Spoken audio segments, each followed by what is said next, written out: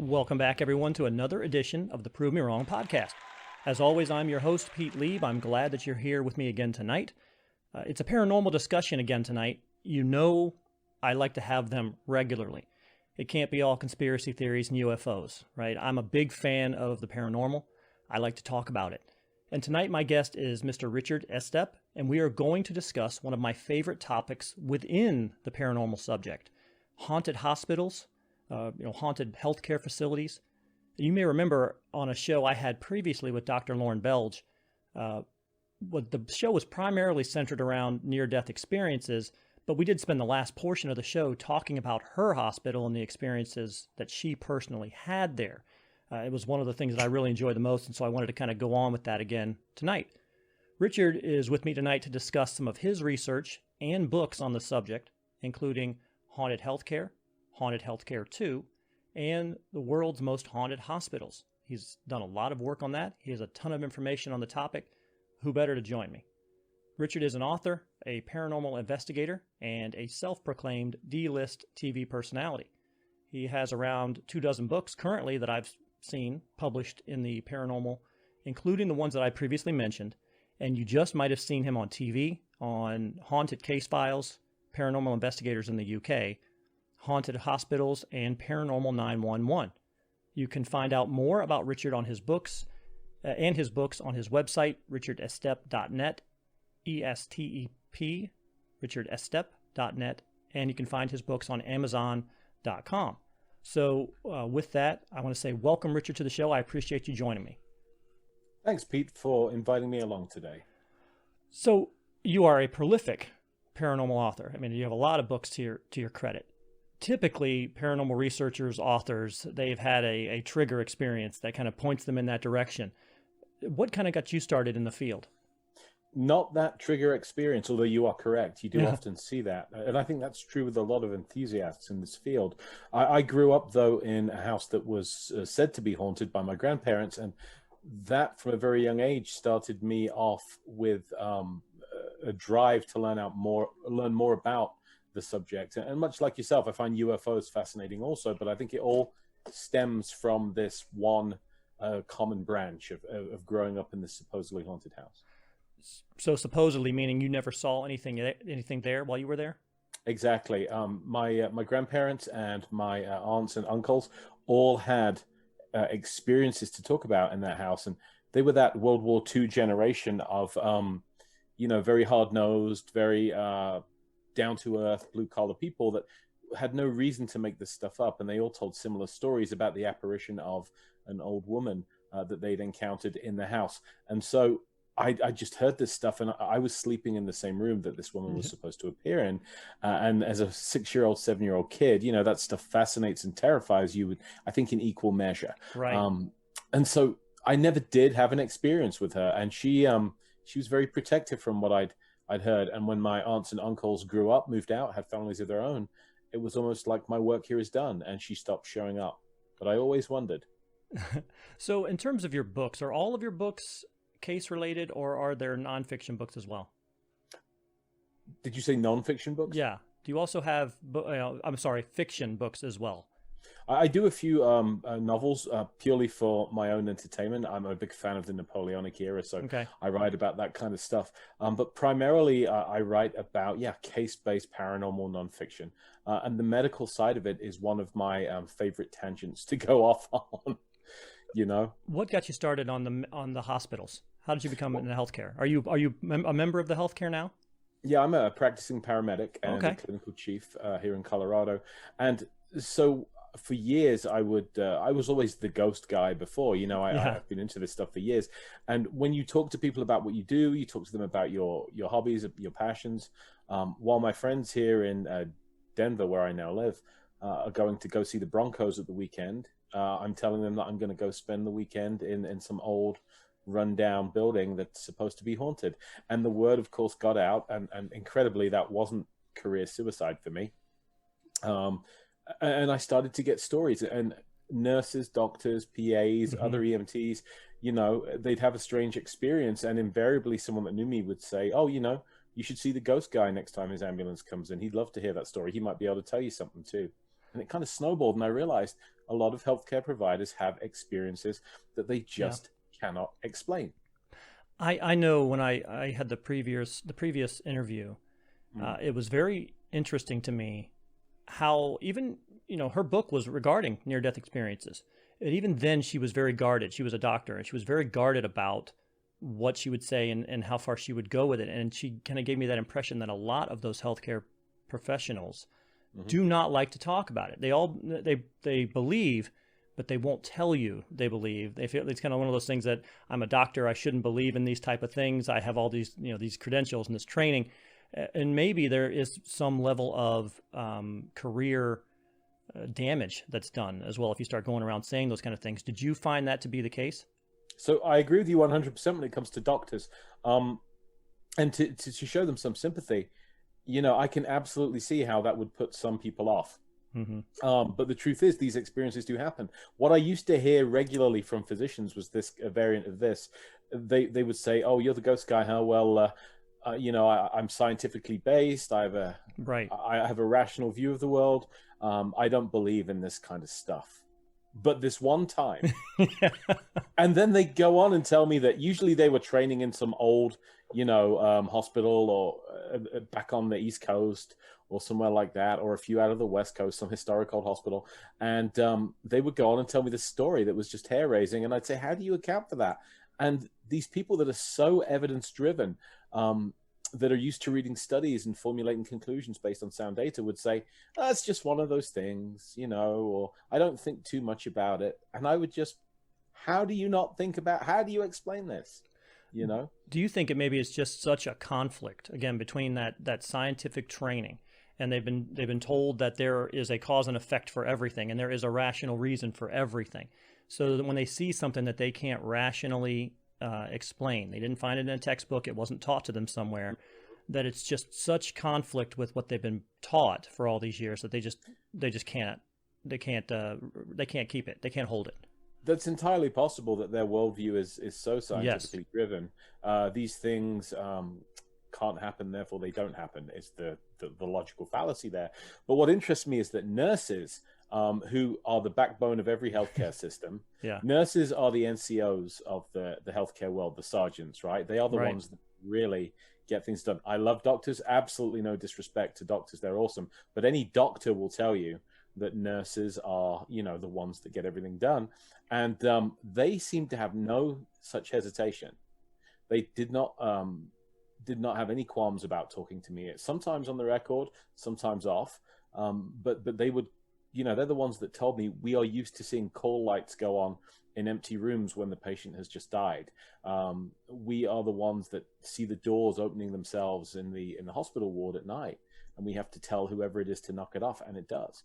They would have no such qualms. Doctors a little more guarded, and I think that doctors are under a great deal of scrutiny, professionally speaking. These are people that can put you on a mental health hold against your will. They don't want to be perceived as perhaps seeming unbalanced themselves. So are you a member of an organized investigation group, or was it just, they knew that you had this interest, you were the paranormal guy, and so they kept coming to you, or was this something as part of a more organized group? I am part of a team here in the Rocky Mountain area called the Boulder County Paranormal Research Society. We've done a number of help cases over the past 15 years. And it's a like-minded team of individuals from various different walks of life. We have engineers, we have medical professionals, we have accountants, we have artists, and everybody brings something to the table, some different perspective and a different skill set. So I really enjoy that teamwork aspect of it. For sure. With the hospitals themselves, have you all been able to personally investigate these locations, or is it just eyewitness accounts that you're taking primarily for the books? No, I like to put boots on the ground. I will often move in for several days. My favorite, I would say, of all time is the old Tuella Valley Hospital in Utah, now known as Asylum 49, because it's been changed into a Halloween-style full-contact haunted house attraction. Yeah, therein lies a tale, and therein lay a book, in fact. And the old South Pittsburgh Hospital in Tennessee has become one of my fast favorites too. So I do like to go there and spend days, or more accurately nights, on site doing my own research. How does that work? I mean, I'm sure if you do haunted houses, personal houses, maybe you're contacted by the homeowner themselves asking if you might want to come in and take a look. But for those type of structures, how do you get permission? Do you have to contact someone to get permission to go in there? Well, generally these are decommissioned hospitals. They're Okay. no longer actively treating patients because, of course, that always would have to come first, Yeah. and it would be too difficult to control that kind of environment. So hospitals kind of are born, grow old, and die just like human beings. And when they die, sometimes they get demolished, but often they just stand there and they will be vacant for years. Somebody comes along and buys them, and I will often have the opportunity to talk to the owners and say, I'd like to research your location if there are any paranormal experiences that you've heard about. And they'll often allow me to do it. They don't ask me for any money or anything of that nature. They just let me come in, research, and tell the story. Asylum 49 you said has been repurposed, but was the other hospital now, do they offer tours? Do they charge for those type of things? This could also be looked at as advertisement, right? They do, and it's a lot of them are commercial ventures just in order to keep the lights on and the doors open. Old South Pittsburgh, you can rent that overnight. Asylum 49, you can also. What I've always enjoyed, though, is at no point did anybody associated with those buildings ever say to me, come in and prove that we're haunted. They would say, we've got some experiences, we've got some stories, here's what people say, here's what people report, here are the keys, good luck. Did you see anything when you were there? Did you have experiences of your own? In both places, Asylum 49, hands down, is the only place in my career I've seen what I'm convinced is an apparition. After 25 years of going to some of the world's most haunted locations, supposedly anyway, Yeah. That is the place where I finally saw what I believe to be a ghost in an inarguable manner. But yeah, Old South Pittsburgh was interesting too. What fascinated me about that location is I started to see investigators develop physical symptoms. In the emergency department, I had investigators developing chest pain and shortness of breath, almost as if they were attuning to people that had been there at some point when it was still a functioning hospital. Well, if I could roll back just a moment, and you just said you saw a full body apparition, at least I believe, yeah. Can you give me some of the scenario there? Can you tell me a little of the tale? What happened? Absolutely. And I say I believe because, you always have to keep some degree of skepticism. So it was Halloween night, which couldn't possibly be any more perfect. They get thousands of people come through Asylum 49 at the Halloween season. And because it's a full contact haunted house, every single one signs a waiver and is fingerprinted before they're allowed to go in. Oh, wow. And it's also the kind of place where very young children are not allowed, obviously, because it would be terrifying. It terrifies plenty of adults into screaming and running out. So you wouldn't allow very young children in there. And so what happened is that I would move in with my team over the Halloween period for about a week, and it's open to the public until midnight. And then when the public are through and the cast go home, it's all mine until dawn, daybreak, or longer if I want it. So I decided that I would quite like to go through as a customer before investigating and get that perspective. And I'd walked around the place and gotten familiar with it in the day, but there's no experience quite like being in a haunted house like that, knowing that around one of these corners, there is a guy with a chainsaw. Right. It really keeps you on your toes. And so I'm walking through, I've had a few good scares, and I see this lady who, quite plainly, she's one of the customers. She's dressed very appropriately for our times. And there's a little girl, maybe 7, 8 years old, with long blonde hair, and she's wearing one of those old kind of style night dresses that you would have seen 50, 60 years ago, something like that. And she's got this kind of I'm having so much fun grin on her face, this girl, and the customer doesn't. The lady is like, oh my goodness, and the girl is tugging her into one of the side rooms. And I thought, wow, that's a really young actress they have going on here. And like an idiot, I didn't take a photograph. I didn't question it at the time because I had a heart rate of about 120 and I was moving on to the next scare. And so when I finished, I came out, I said to the owners, it's kind of worrisome to me that this is such a scary full contact situation. And you have, little girls like 7, 8 years old in there. I mean, couldn't they get hurt? And they looked at one another and said, we don't have any little girls. I said, yeah, it's funny, but I know what I saw. And they said, I'm serious. And I said, well, there are children in the cast. They do have a lot of minors in the cast, and they're very professional. They play their roles. They do makeup. It's a wonderful thing. And she said, all of the cast right now are in makeup, taking their makeup off, and they're gathered there. So let's go take a walk. And so they led me through to the castle, and I looked at every single face on every single performer, all ages. This blonde girl was not there. And they said, you saw Sarah. Sarah is a young girl that's often been seen here. She's believed to have died at the hospital, and she likes nothing more than to come out and play and scare people. And wow. Pete, for years, one of my gripes has always been, especially someone who's quite skeptical, I've always said, hundreds of thousands of ghost sightings, not one person thinks to pull out the phone they've got in their pocket, take a picture. Not one person. Seriously? Right. Why are these people dumb? Are they stupid? And I am now these people.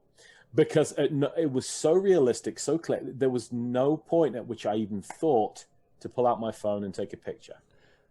Yeah, I mean, exactly. I think that's part of the problem, right? I mean, when you see something like that, your mind doesn't register that it's out of the ordinary. Your mind sees that as, well, that's a person. There's no need to fumble with my phone to try to get a shot. So I completely can understand that. What happened to the woman? You said there was clearly a customer who was who was basically kind of being pulled off to the side. Did you see? I mean, was there like physical, her clothes being pulled, that she was being moved? Yep, she was being pulled on the arm. There was physical contact, which is again why I believed I was looking at a genuine little girl. Yeah. They don't allow children that young to be customers. She wasn't on the staff, and it's not like you can sneak a child in a nightdress in. So, I still keep an open mind, but I don't have a good solution for this. And it would be one thing if she was simply standing there in the hallway. Perhaps I hallucinated, perhaps my eyes were playing tricks, but I was seeing an actual physical interaction, including the tugging on the sleeve. And the lady's face was very clearly reacting to her interaction with the girl. So she obviously felt something. Maybe she didn't see it, but she definitely felt that something was happening. I think she saw the little girl too. Oh. I think she assumed the same thing I did. Yeah. That she was, a very, very young actress, and never stopped to think this is a little suspicious. So that evidence is uncommon. What is some of the most common evidence that you tend to receive when you are doing your investigations? Very much EVPs. I think one of the problems with any kind of paranormal or allegedly paranormal image or video is that you kind of cannot win. I know that these captured reality shows are all the rage right now. So we have stuff like Paranormal Caught on Camera and Paranormal Captured and so on and so forth. The problem with that is that if you are analyzing a piece of footage or a photograph and it looks too good, well, then you doctored this. You use Photoshop, right? That's going to be the public opinion. It's too good to be true, so it probably is. Or on the other end of the spectrum, if it's pixelated, if it's grainy, if it's not that impressive, it's probably a shadow or pixelation or pareidolia, and in many cases, indeed, it is. So there's no real middle ground. So I don't find video or photographic evidence honestly that impressive anymore, and because of that duality, it's unfortunate. And see, like EVP. No, I'm sorry. Go ahead. Well, with an EVP, I'll give you an example. I'm heading out to one of my favorite locations in a couple of days, the Villisca Axe Murder House. When I investigated Villisca with two of my fellow investigators and friends of mine, Stephen and Eric, there were three of us in the house. We're all middle-aged men. And we recorded what is very plainly the sound of a child giggling. There is no, other than we faked it. Right. There is no way that I can account for that or explain it. The problem with evidence, and I think somehow or another we blew right past the point of credibility, because you're right. We've got to the point where Photoshop is so good, video editors are so good that now, just like you said, people see something that's a video. It may be completely legitimate. They will immediately discount it because it's just too good. It looks too good to be real. Before that, you had those old, plasma pictures of the mediums, expelling a ghost, and it was obviously some ectoplasm. Type of, yes, yeah, which was cheesecloth and stuff. Exactly. So you had those, and you saw that. There had to have been a point. There had in the evolution of technology. There had to have been a sweet spot that we just missed, and we just blew right past it. And you make a great point, Pete. And I actually think that point was the Polaroid era. Simply because the way that the process worked, there wasn't that capacity for double exposure, right, and for manipulation that you would see, with other types of photography. So I think maybe the Polaroid era was kind of the golden age. Well, Polaroids are coming back. If you don't mind spending, I don't know, some exorbitant amount of money for the film, maybe that's an option. Maybe you come in there and start snapping Polaroids and see what you can find. But I just thought to myself, because you're too far gone now. Before you didn't have a phone. Well, one, you didn't have a phone with a camera in it. So, if you saw a full body apparition, what are you going to do? Hold still for 25 seconds while my camera takes the shot. Right. But the other issue about that is that I think I don't want to go too far down a rabbit hole, but go ahead. Orbs being the big one on photographs, right? Orbs are 99.99% dust, pollen, dander, etc. There are those rare light anomalies that you see with your own eyes, which are something else. So I do like to separate the two. But we only started to see orbs around about the late 90s, early noughties. As I like to call it. Yeah. Purely because before that, you had to pay for each photograph you took to be developed. So you remember the days, I'm sure, when you would take your 24 or 36 pictures carefully, and then you would take them to be developed. You could pay to have them done in an hour, but still you paid more, didn't you? Or you could come back the next day. And so there was a cost. Now, people walk into environments in which they would not have dreamed taking pictures back then. And the dustiest places, the darkest places, not properly lit, they'll snap off a burst of 25 pictures, and they'll do that repeatedly. You can take thousands of photographs absolutely on your phone without denting its storage capacity. And that's when the whole orb thing kind of came up. And I think that's when a lot of people lost faith in photographing the paranormal. So mostly then you're talking the things that you put most stock in are audio evidence. How do you sniff out? I mean, if we're talking eyewitness accounts and you're talking to people for the book, how do you sniff out stories that may be a little bit too fantastic? Do you do any type of follow up to see, okay, this is a credible story, or this is something that I think is just somebody making up a tall tale?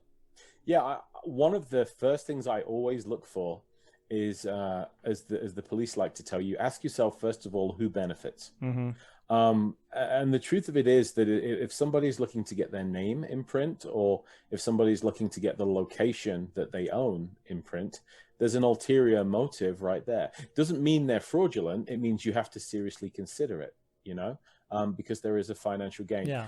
What impresses me are the people that say, I'd really rather not have my name associated with this. So can you leave my name out or give me a pseudonym? Because then you really remove the gain. And then I like to interview those patients or people, I should say, but like their patients, medical patients. And I will ask them questions about medications they're on, which may induce hallucinations. It is incredible how many prescription medications can make you hallucinate. And people seem to forget that any and all of your senses can hallucinate. We've associated the word hallucination with seeing things that aren't there, but you can hallucinate voices, noises. You can sense, you can feel things that aren't actually there. It's even possible to smell things that aren't there.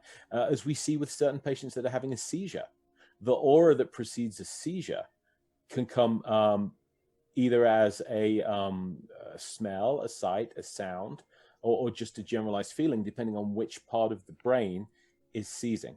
Right. Yeah, absolutely. Can you, well, so then what you want to do is you want to talk to the doctors, right? Because they don't want to talk to you about it. They don't want their names published. So if the doctor's telling you that they saw something at a hospital, you can probably believe it. They actually probably saw something in their mind. Yeah. Yeah. And then you look at things like doctors work extremely long hours under great stress. True. Surviving on caffeine, a lot like paranormal investigators, I guess. So you do have to factor all of those things in. And then you look for corroborative evidence. So were there any other witnesses?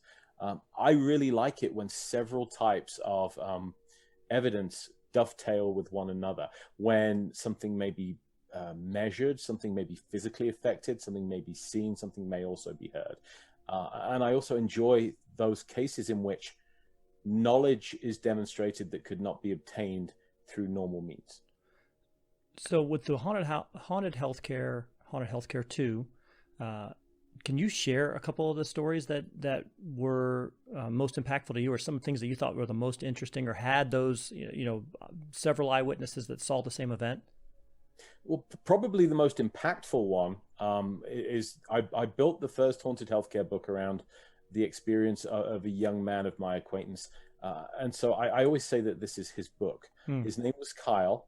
And the situation was that I teach at a paramedic academy, and one of the faculty there reached out to me and said, hey, Richard, there is another instructor here that you don't know who'd like to talk to you about your area of expertise in the paranormal, because his son is having some strange experiences. And I said, okay. And I fully expected this to be a very brief just interview because I'd heard that this young man was terminally ill. He was dying.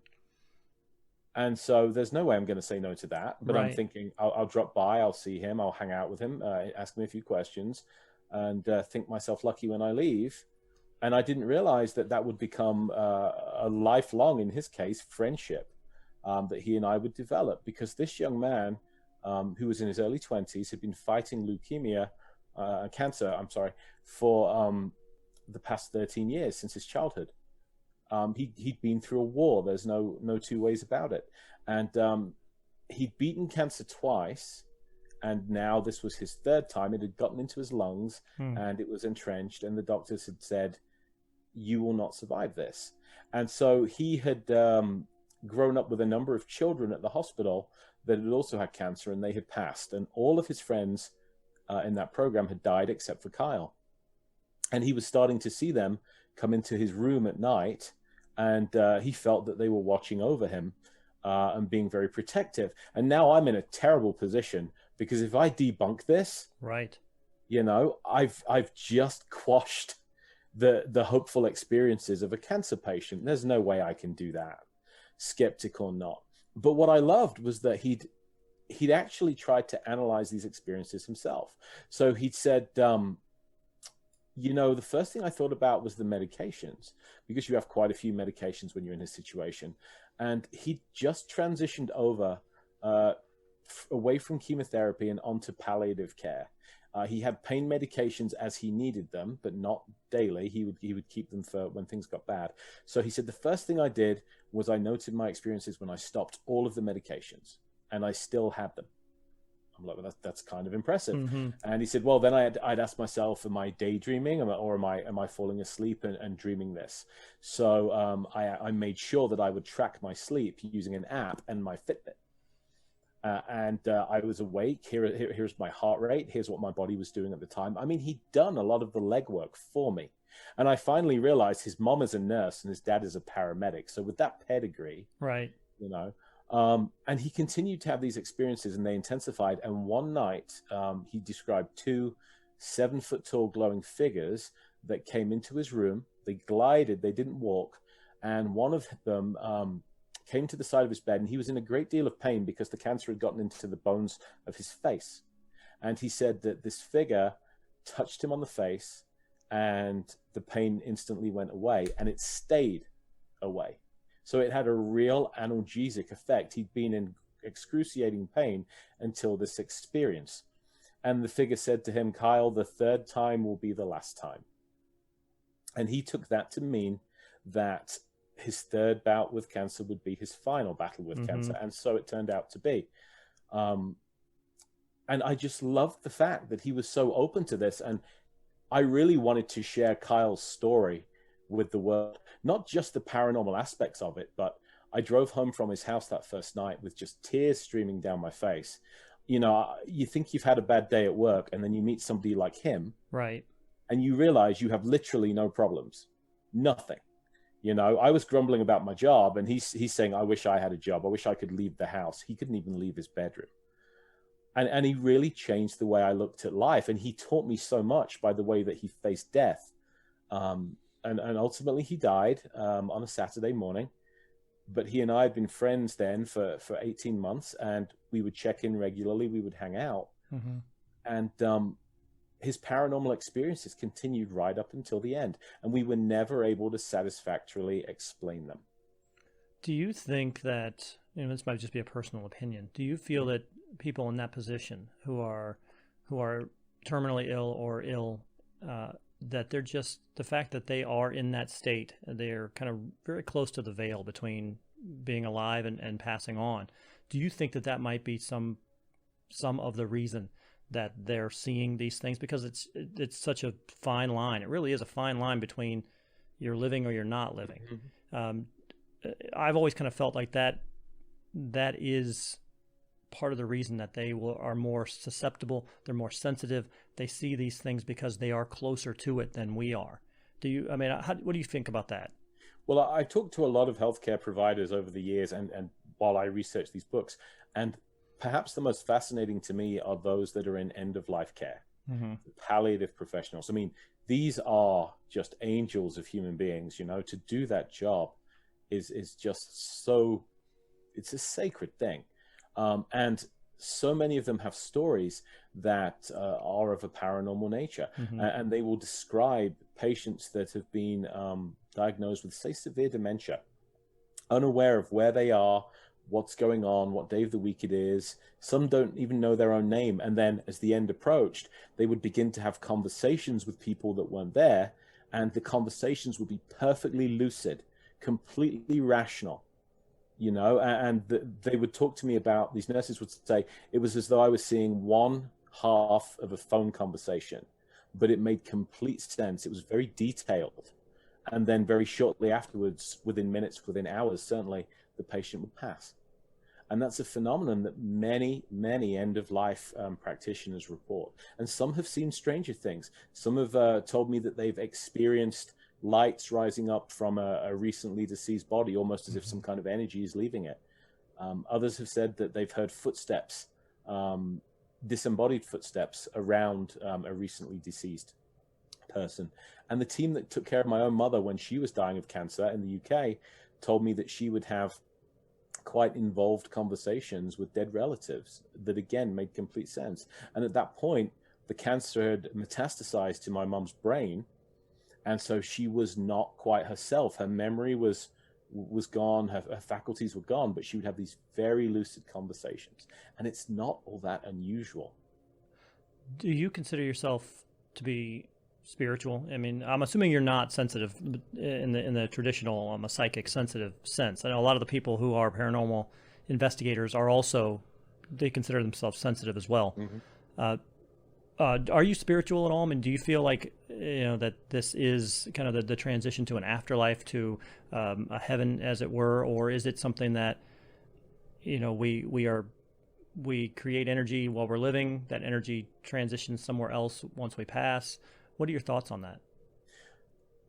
I'm not religious, but I am spiritual, and Okay. I've certainly come to believe over the years that we are currently in some kind of school ground or training program, the whole point of which is to make us better people, leave the world a better place, have better interactions with people, kindness, compassion, love, which, you know, it seems to be an increasingly short supply these days, unfortunately. That's come to be my belief. That's what I think is the point of it all. And the more mediums I talk to, more of them seem to agree with that than not, that is the point of it all. I think we should just all kick ourselves for signing up for the advanced course instead of the 101 level. Yeah, right. 'Cause it feels like it this year, doesn't it? Oh man, because I know that some people will believe that we're reincarnated. We move on and then we come back at, in another form or what have you. And there's some evidence to suggest that too, with some of the scary ass things that kids say. Brand new children will talk about their past lives, and that's scary as hell. I mean, honestly, especially the stuff coming out of India. Some of those accounts are fascinating. So there's a lot of evidence to believe that. And I know I spoke to somebody previously who was saying that when you cross over, she believed both things, and it seemed kind of odd to me. It seemed like I couldn't reconcile them, that you passed and you are in the afterlife or in a different dimension, what have you, but then you also can reincarnate. It's like, well, how can both of those things be true? How can you be talking to grandma on the Ouija board, but grandma reincarnated too? I think there's just so many things that, would bake your noodle when you think about it too much. Well, the best analogy I've heard anyway, and I'm biased, I think probably because I write, but the description I've heard is that our current incarnation, our life is like a book, and it's convenient for us to think of it in those terms because we have chapters, beginnings, endings, those natural points in our lives, which we'll see as the end of one chapter. We even say that, don't we? Yeah. And then the beginning of a new one. And I've heard it said that the actual us, the we that makes us uniquely what we are, is the library itself. You can have many books in that library, many incarnations, but the library is always there, but you're only experiencing or living or whatever you want to call it, one of those books at any given moment. Oh, wow. Okay. No, that's a good analogy, I guess, for sure. Let me ask you this, because you also had mentioned, I'll go back to the story you had with your friend who passed, and you said you didn't want to go in and try to debunk any of the things that he was saying.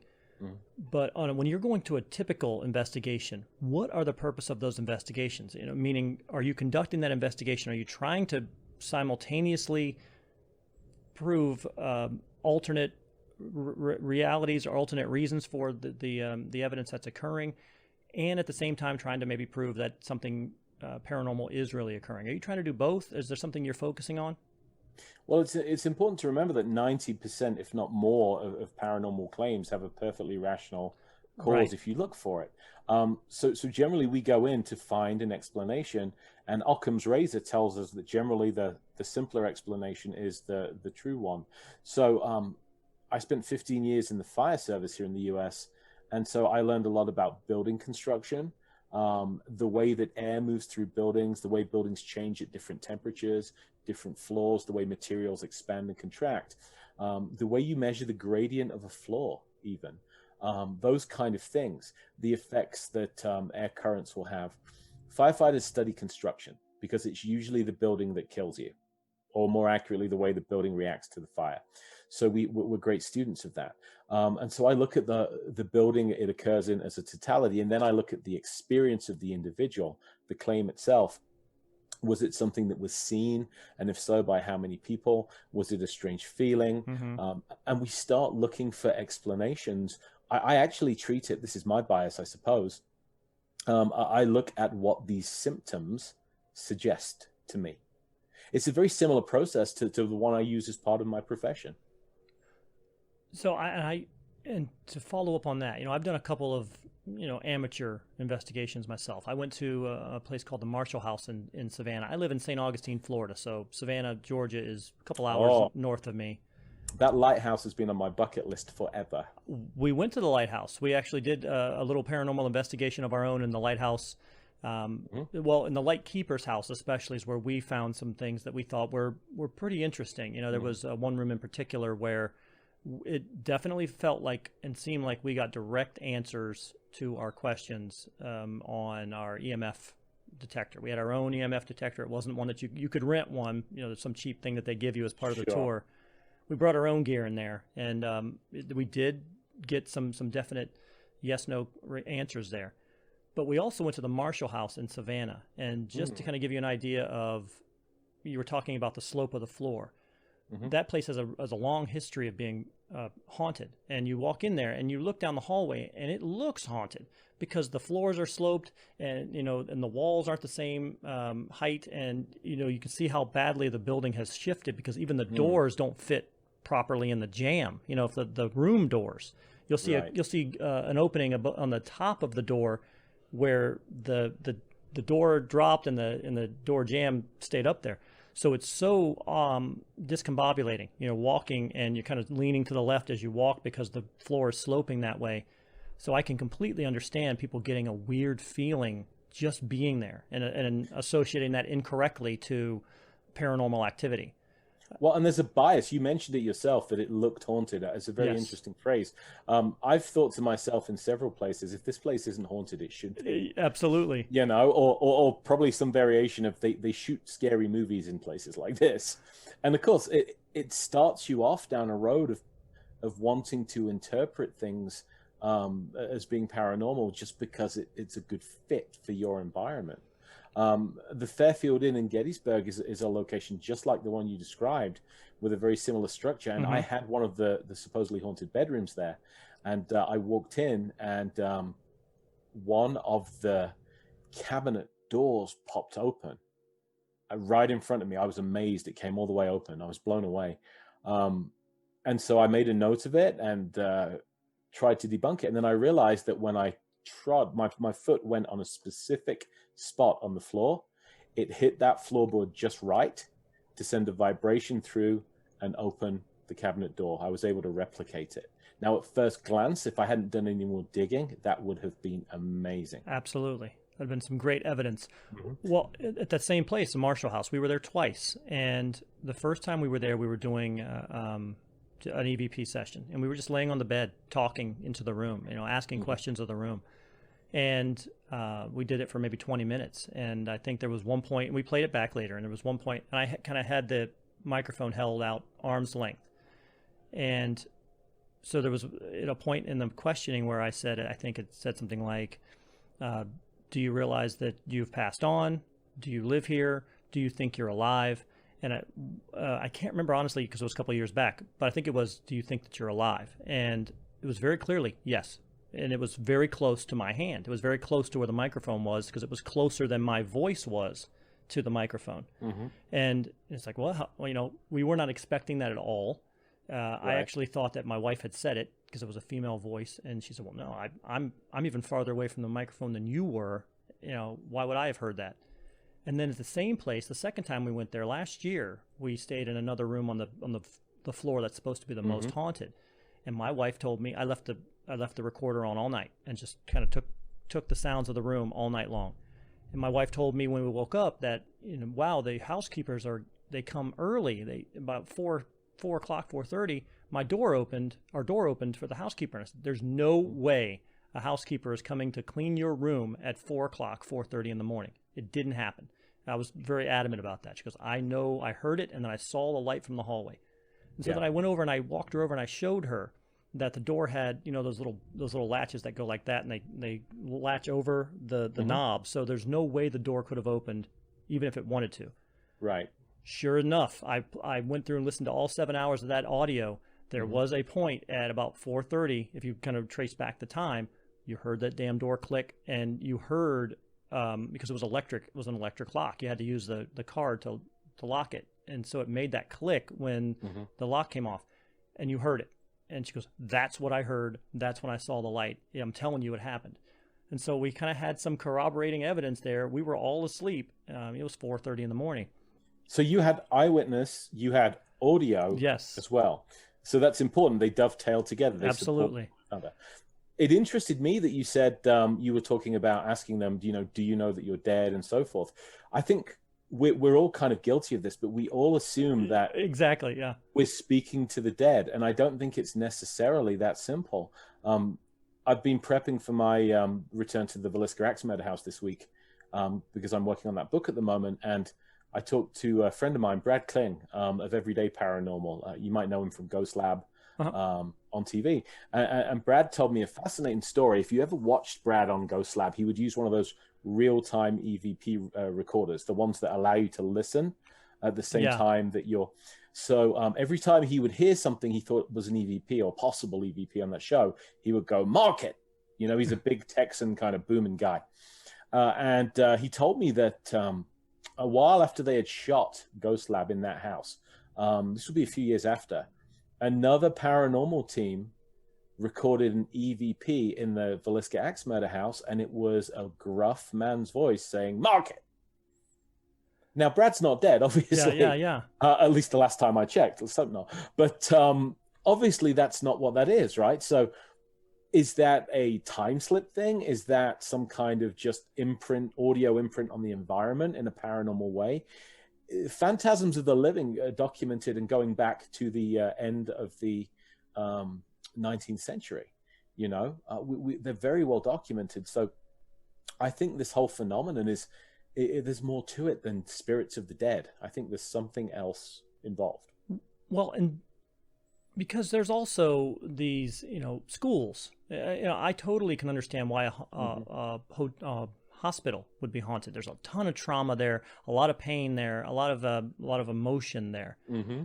Schools don't get the same level of traumatic energy that hospitals get, but then we hear all the time that the schools are haunted. Do you think it may just be an exchange of any time there is a force of presence or a force of emotion or some type of, it leaves a stain, and there are maybe just some places that are more susceptible to that type of energy than others? They just kind of soak it up a little more. I think you hit the nail right in the head, Pete. I mean, I've investigated a few haunted schools myself.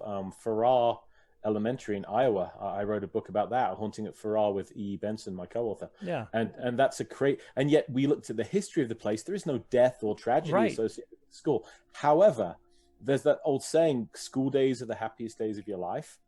For a lot of people, a lot of kids, school days were the most miserable days of their life because they were insecure, they were picked on. As you get a little, they were bullied. They can be immensely stressful. And I've always believed where you see strong emotion, you also see hauntings. So you do get a lot of strong emotions in schools, not the life or death stuff that you would see in hospitals, but still, if you think back to what it's like to be growing up like that, you are nothing but a big bag of emotion.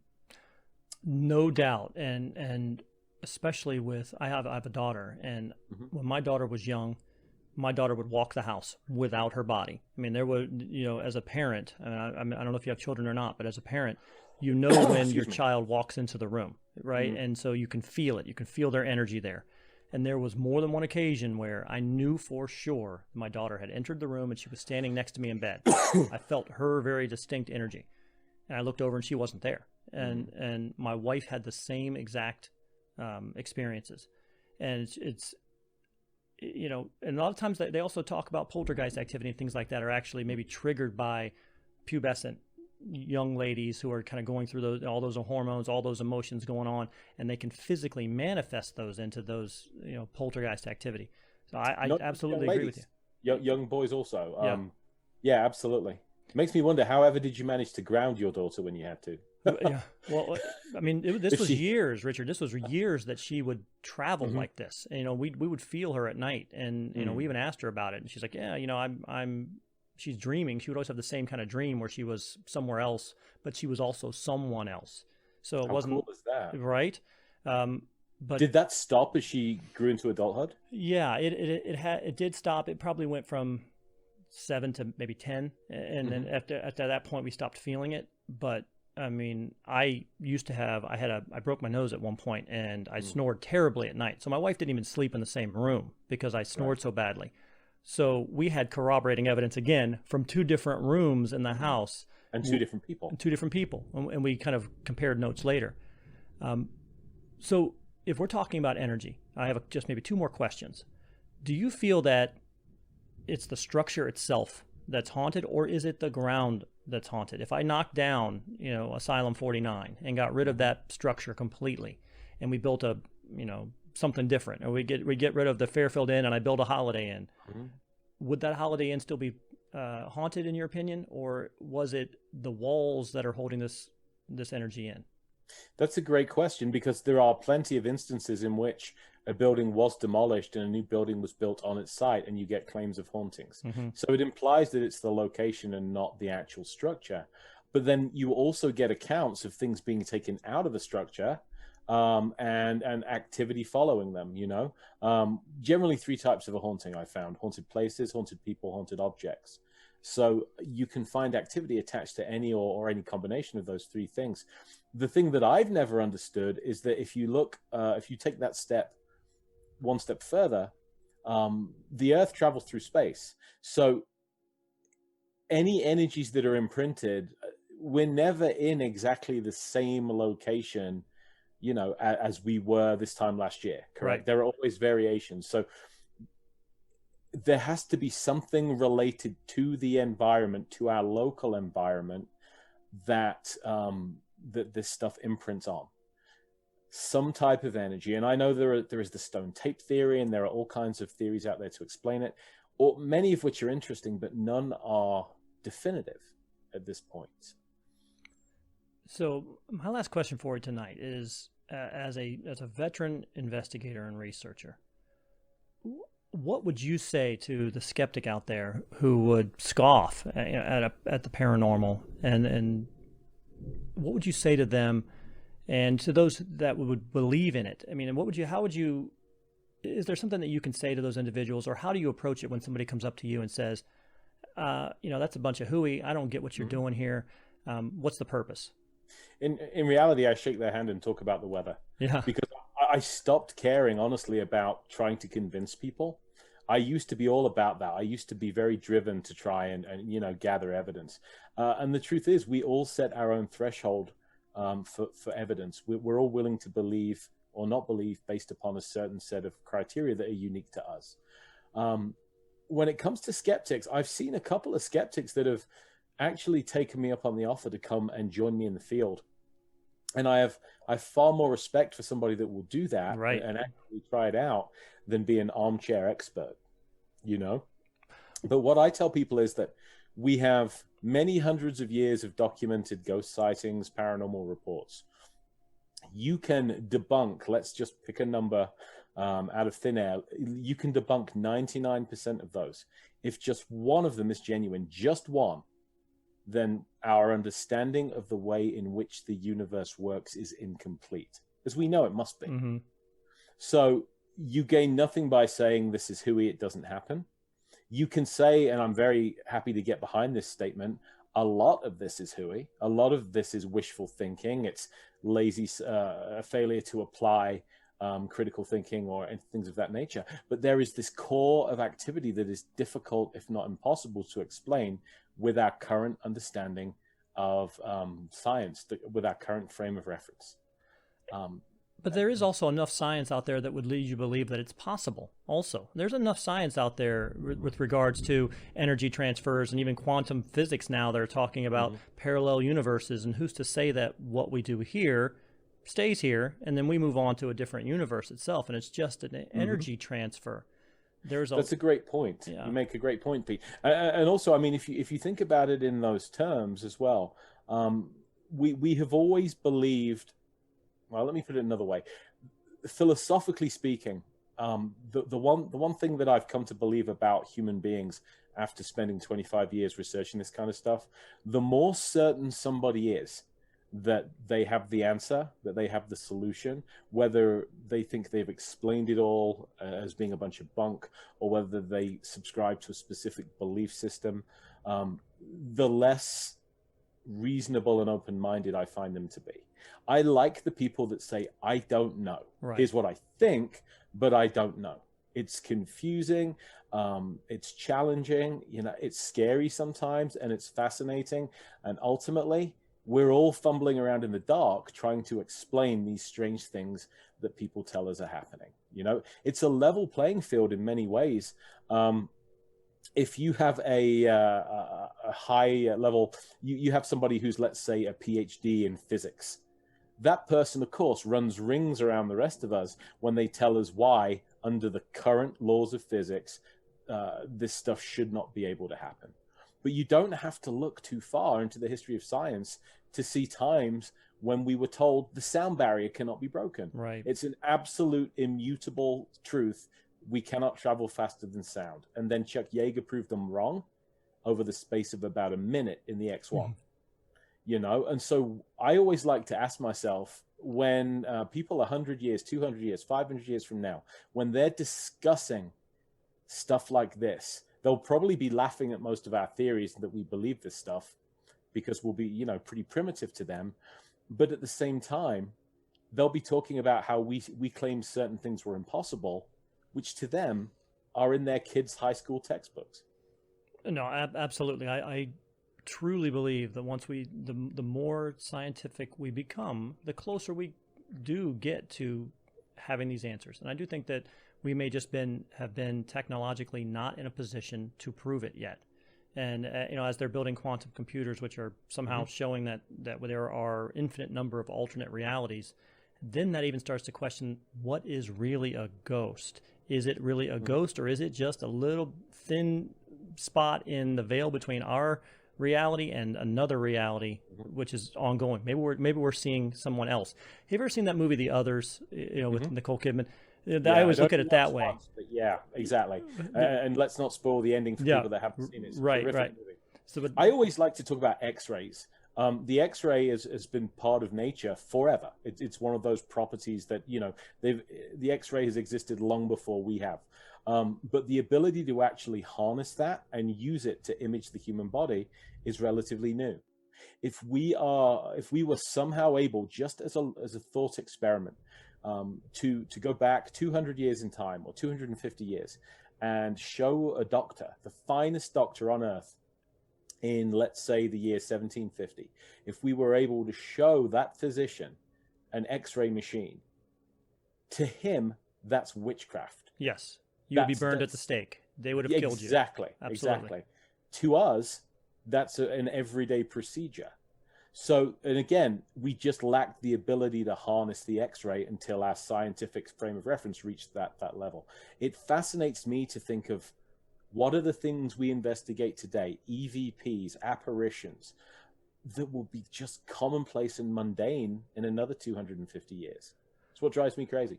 I look forward to those days, quite honestly. I look forward to those type of revelations.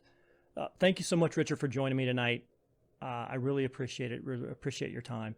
Would you like to take just another moment or two and promote any other projects that you might have going on? If there's another book that you have coming out, once again, richardestep.net and amazon.com are where you can find the books.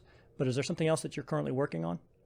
Right now, I just finished a book on serial killers with no paranormal element to it for Visible Ink Press. That will be out in April of 2021. And my book about the haunting of the Villisca Axe Murder House will be out at the end of September.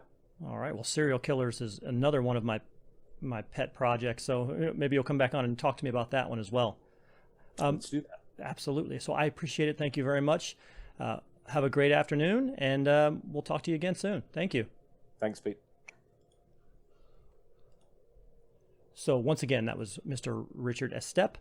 He is a paranormal researcher and author, and we were talking about haunted healthcare, haunted hospitals, and then just kind of some general ideas about the paranormal in general. What are your thoughts? Do you have? I've asked this before. You know, what are your experiences that you've had in the past? I know my wife was in the hospital when she was pregnant with our son, and she was in the hospital for a couple of months during that process, and she believed that maternity ward was haunted, no doubt. She saw a lot of things in there that she could not explain, had a lot of feelings, heard a lot of noises that she could not explain. I've had Dr. Lauren Bell-John in the past. She's a medical doctor, and we talked about a lot of the near-death experiences that she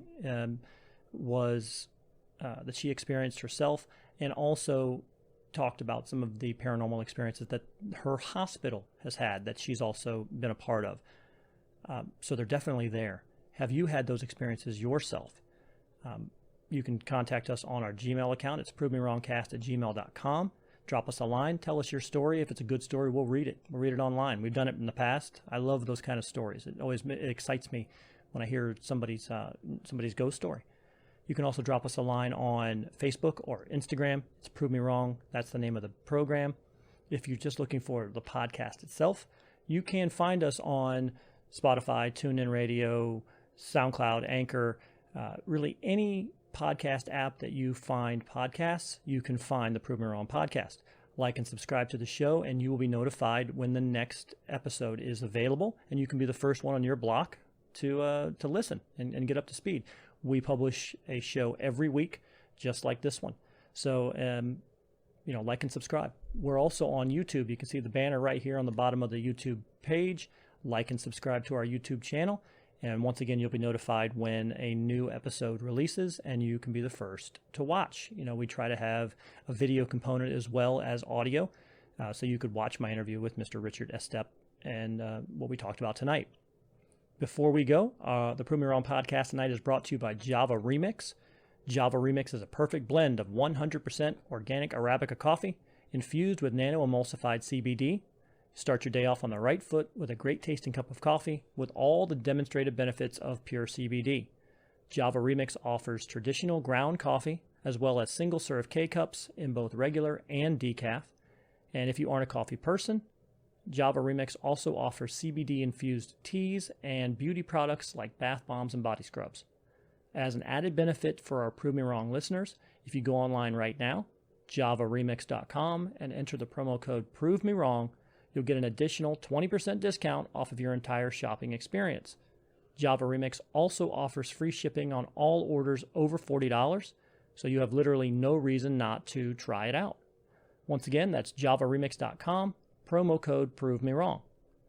The Prove Me Wrong podcast is also brought to you tonight by ZendoZones citronella burners from JT Eaton. They are shaped like fearless bug-repellent tiki gods. So let Surf and Stan, Hawaiian Howie, and Luau Lily bring the islands to your backyard with ZendoZone citronella burners. ZendoZones uses natural 3% citronella candles and incense cones. They're perfect for patios, decks, backyards, poolside, campsites, and more. You can enjoy the outdoors again. They're available on Amazon.com and at select Ace Hardware stores. Go ahead and collect them all today. So once again, my guest tonight was Mr. Richard Estep. His website is richardestep.net, and you can find his books on Amazon.com. As always, I am Pete Lieb. This is the Prove Me Wrong podcast, and we will talk to you again soon.